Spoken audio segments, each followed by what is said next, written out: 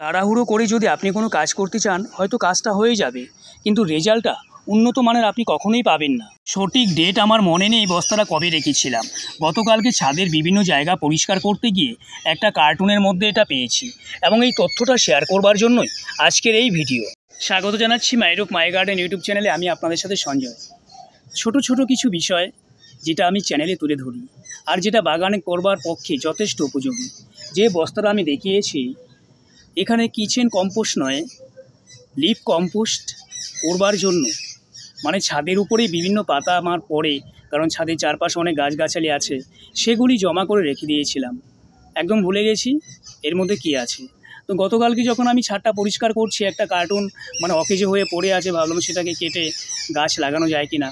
তখন দেখি এটা এত সুন্দরভাবে তৈরি হয়েছে, বিশ্বাস করবেন না।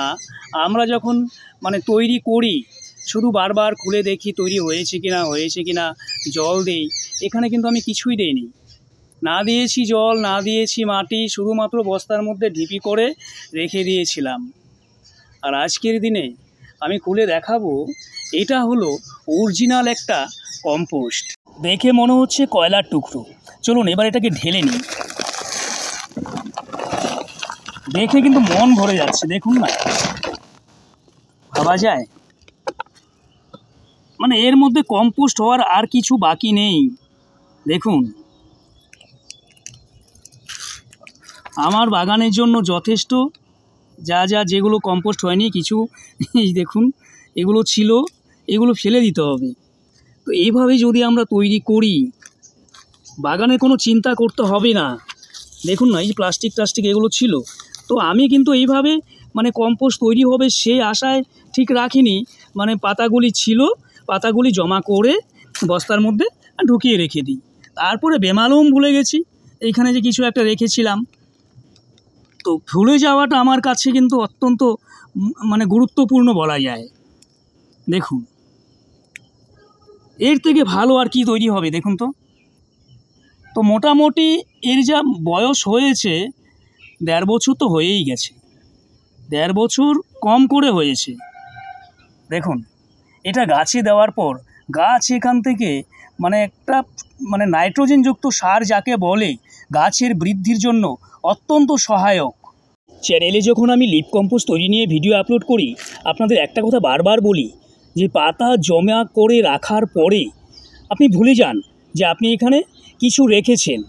যদি এই ভুলটা করতে পারেন তাহলেই কিন্তু এই সারটা আপনি পাবেন, এবং এটাই হলো গাছের সর্বশ্রেষ্ঠ খাদ্য, যেখান থেকে গাছ নাইট্রোজেনযুক্ত সার পেয়ে থাকে।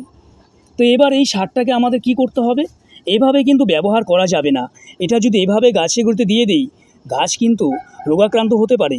কারণ দীর্ঘদিন যখন এটা এভাবে মানে একটা আবদ্ধ অবস্থায় জমা ছিল, কম্পোস্ট হয়েছে, এর মধ্যে বিভিন্ন রকম ছত্রাক, ফাঙ্গাস, ক্ষতিকারক পোকামাকড় এগুলো আছে।